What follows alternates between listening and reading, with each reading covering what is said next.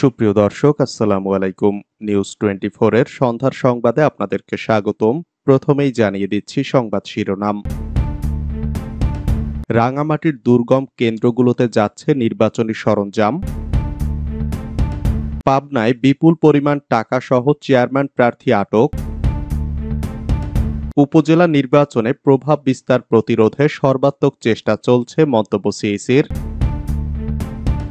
উপজেলা নির্বাচনের নিরাপত্তায় 418 প্লাটুন বিজিবি মোতায়েন। আওয়ামী লীগ এখন শূন্য মুড়ির টিন, মন্তব্য রিজভীর। জয়পুরহাটে ভ্যান চালক হত্যা মামলায় 3 জনের ফাঁসি। র্যাবের উদ্ধার করা 8 কেজি সোনা বৈধ, মামলায় খালাস সেই মনির। এতক্ষণ শুনছিলেন সংবাদ শিরোনাম। পুরো খবর পেতে ভিডিওটি শেষ পর্যন্ত দেখুন। সর্বশেষ সংবাদ পেতে চ্যানেলটি সাবস্ক্রাইব করুন। এবার বিস্তারিত। রাঙামাটির দুর্গম কেন্দ্রগুলোতে যাচ্ছে নির্বাচনী সরঞ্জাম। রাঙামাটিতে উপজেলা পরিষদের নির্বাচন উপলক্ষে কেন্দ্রে কেন্দ্রে ব্যালট পেপার ও নির্বাচনী সরঞ্জাম পাঠানো হয়েছে। মঙ্গলবার সকালে স্ব উপজেলা নির্বাচন কার্যালয় থেকে এসব সরঞ্জাম বিতরণ করা হয়। ষষ্ঠ উপজেলা পরিষদ নির্বাচনের প্রথম ধাপে পার্বত্য জেলা রাঙামাটির 4 উপজেলায় ভোট হবে 8 মে। উপজেলাগুলো হলো রাঙামাটি সদর, বরকল, জুরাছড়ি ও কাউখালী। সিনিয়র জেলা নির্বাচন কর্মকর্তা ও রিটার্নিং কর্মকর্তা মোহাম্মদ মনির হোসেন বলেন, কমিশনের নির্দেশনা মোতাবেক নির্বাচনের দিন ভোট কেন্দ্রে ব্যালট পেপার ও অন্যান্য সরঞ্জাম পাঠানোর কথা থাকলেও পার্বত্য জেলা রাঙামাটির দুর্গম কেন্দ্রগুলোতে আগের দিন সরঞ্জামাদি পাঠানোর বিশেষ নির্দেশনা রয়েছে। সে হিসাবে 4 উপজেলার মোট 92টি ভোট কেন্দ্রের মধ্যে দুর্গম 56টি কেন্দ্রে আজ নির্বাচনী সরঞ্জাম পাঠানো হচ্ছে। বাকি 32টি কেন্দ্রে ভোটের দিন সকালে সরঞ্জামাদি। উপজেলা নির্বাচন। পাবনায় বিপুল পরিমাণ টাকা সহ চেয়ারম্যান প্রার্থী আটক। বিপুল পরিমাণ টাকা সহ পাবনার সুজানগর উপজেলা চেয়ারম্যান প্রার্থী ও আওয়ামী লীগ নেতা শাহিনুজ্জামান শাহিন সহ 11 জনকে আটক করেছে র্যাব। তার নির্বাচনী কাজে ব্যবহৃত একটি গাড়ি ও 22,82,700 টাকা জব্দ করা হয়। সোমবার দিবাগত রাত 12:30টার দিকে সুজানগরের চর ভবানীপুরের নির্বাচনী এলাকা থেকে তাকে আটক করে র্যাব 12 পাবনা ক্যাম্পের সদস্যরা। শাহিন সুজানগর উপজেলা পরিষদের বর্তমান চেয়ারম্যান ও উপজেলা আওয়ামী লীগের সাধারণ সম্পাদক। এবারের উপজেলা নির্বাচনে তিনি চেয়ারম্যান প্রার্থী। এদিকে শাহিনকে আটকের প্রতিবাদে সুজানগর শহরে তার বিপুল সংখ্যক সমর্থক সকাল থেকে সড়ক ও থানা অবরোধ করে বিক্ষোভ করে।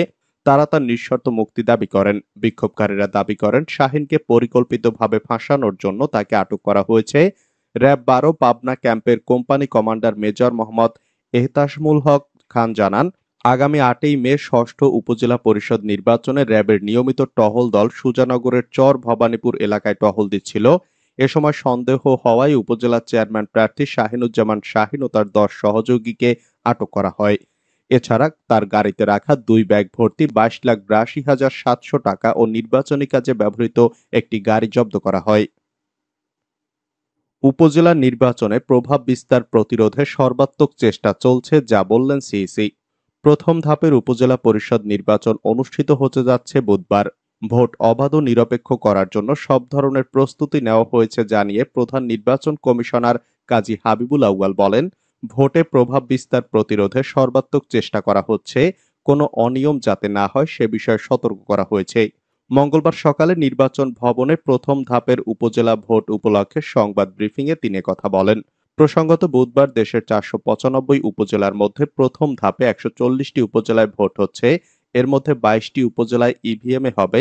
সকাল 8টা থেকে শুরু হয়ে বিকাল 4টা পর্যন্ত ভোট চলবে। ভোটে প্রভাব বিস্তারের ক্ষেত্রে মন্ত্রী এমপিদের নিবৃত্ত করা হয়েছে। এমনকি প্রভাব বিস্তারের কারণে কিছু কিছু ক্ষেত্রে ব্যবস্থা নেওয়া হয়েছে বলেও জানান সিইসি।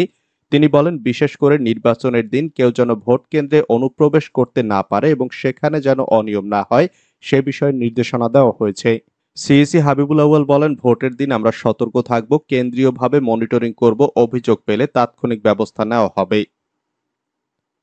উপজেলা নির্বাচনের নিরাপত্তায় 418 প্লাটুন বিজিবি মোতায়েন।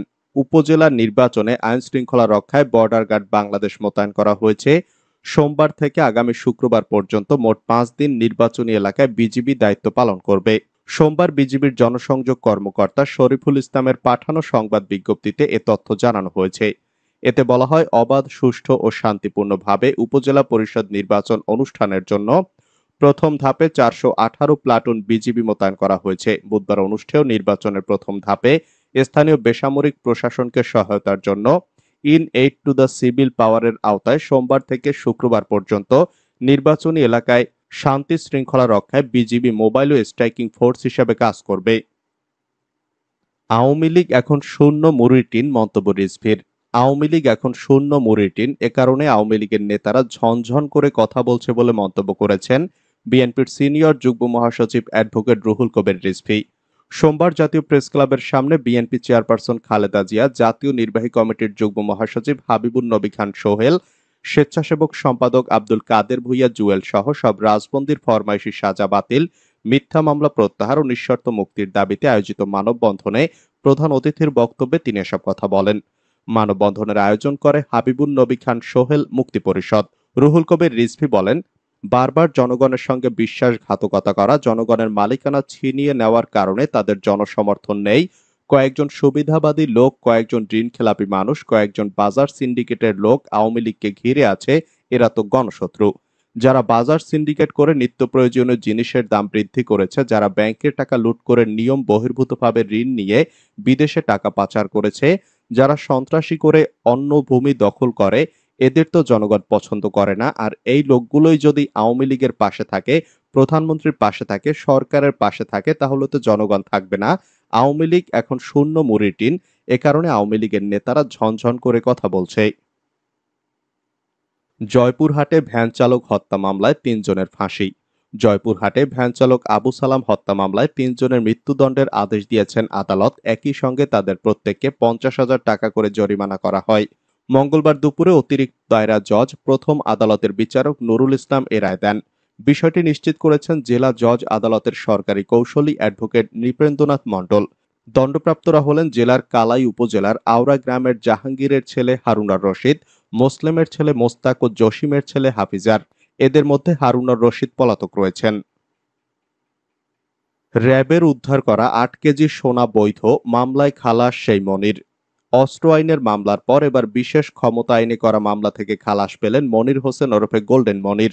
ঢাকার 7ম অতিরিক্ত মহানগর দায়রা জজ তেহসিন ইফতেকার গত রোববার এ রায় দেন। সোনা ও টাকা উদ্ধারের ঘটনায় বিশেষ ক্ষমতা আইনের মামলাটি করা হয়েছিল। র্যাবের তথ্য বলছে, বাড্ডায় মনিরের বাসা ও ব্যবসা প্রতিষ্ঠান থেকে র্যাবের জব্দ করা 1,09,00,000 টাকা, 8 কেজি সোনা ও বৈদেশিক মুদ্রা বৈধ উপার্জনের মাধ্যমে অর্জিত। রাষ্ট্রপক্ষ মনিরের বিরুদ্ধে আনা বিশেষ ক্ষমতা আইনের অভিযোগ প্রমাণে চূড়ান্তভাবে ব্যর্থ হয়েছে। রায়ের বিষয়ে আসামিপক্ষের আইনজীবী আশরাফুল করিম প্রথম আলোকে বলেন, মনির আদালতের কাছ থেকে ন্যায় বিচার পেয়েছেন। অবশ্য রাষ্ট্রপক্ষে মামলা পরিচালনাকারী পাবলিক প্রসিকিউটর মোহাম্মদ মাহবুবুর রহমান দাবি করেন, রায়ে ন্যায় বিচার প্রতিষ্ঠিত হয়নি। তিনি প্রথম আলোকে বলেন, মামলাটিতে একজন পুলিশ কর্মকর্তা আদালতে সাক্ষ্য দিয়েছেন। তিনি মনিরের সম্পদের মালিকানা যাচাইয়ের পর আদালতে প্রতিবেদন দিয়ে জানিয়েছেন, মনিরের বাসা ও প্রতিষ্ঠান থেকে র্যাবের জব্দ করা সম্পদ বৈধ। রাজধানীর মেরুল বাড্ডার বাসায় 2020 সালের 20 নভেম্বর অভিযান চালিয়ে মনিরকে গ্রেপ্তার করে র্যাব। সে সময় একটি বিদেশি পিস্তল, 4 লিটার বিদেশি মদ, 32টি নকল সিল, 8 লাখ টাকার বেশি মূল্যমানের বৈদেশিক মুদ্রা, বিপুল স্বর্ণালংকার ও 1,09,00,000 টাকা জব্দ করার কথা জানানো হয়। এ ঘটনায় অস্ত্র, মাদক ও বিশেষ ক্ষমতা আইনে বাড্ডা থানায় 3টি মামলা করা হয়েছিল র্যাবের পক্ষ থেকে। পরে মানি লন্ডারিং প্রতিরোধ আইনে আরেকটি মামলা করে পুলিশের অপরাধ তদন্ত বিভাগ, দুর্নীতি দমন কমিশন মনিরের বিরুদ্ধে জ্ঞাত আয় বহির্ভূত সম্পদ অর্জনের মামলা করেছিল। র্যাবের 3 মামলার মধ্যে অস্ত্র মামলায় গত 5ই ফেব্রুয়ারি মনিরকে খালাস দেন ঢাকার মহানগর দায়রা জজ আদালতের তৎকালীন বিচারক মোহাম্মদ আসাদুজ্জামান। গত রোববার খালাস পেয়েছেন বিশেষ ক্ষমতা আইনের মামলায়। র্যাবের করা মাদক মামলায় সাক্ষ্য গ্রহণ চলছে। সিআইডির মামলা তদন্তাধীন, দুদকের মামলাটি বিচারাধীন।